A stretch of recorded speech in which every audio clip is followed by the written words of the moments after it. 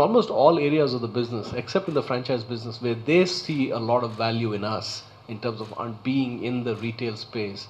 Partly because in the US, by the time technology and e-commerce came, the retail was already set. You didn't have to create a used car distribution channel.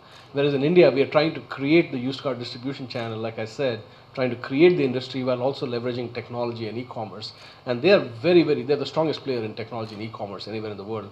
So we see in almost all our areas of the business, there's a lot of understanding that they have in terms of both digital as well as some of these services, in terms of capability, in terms of technology, in terms of insights, expertise, and so on. And what we hope to do is over the next, there is no sort of a set agenda list saying this is why. I think the first one was philosophical alignment that this is a good partnership.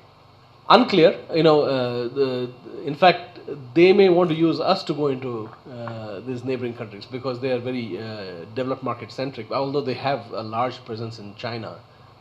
Probably, they have a very large presence in China, etc. But I think together we'll figure things out, and but at some level, I also feel India itself is such a big market.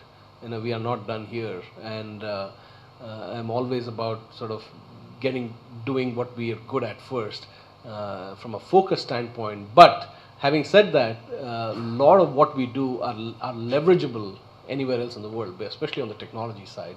And so we absolutely see opportunities, but there's no specific list of action items that we have yet. What are we going to look for from an investment standpoint? We haven't formulated. I mean, I think it's going to now come now that we have completed a round. We're not chasing money really. I mean, I think there are enough.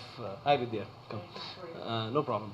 It's not like we are chasing dollars necessarily in terms of chasing investments, because as I said, we are generating cash and we have been profitable. But having said that, what we are going to do is to answer some of these questions in terms of what the future direction is going to be.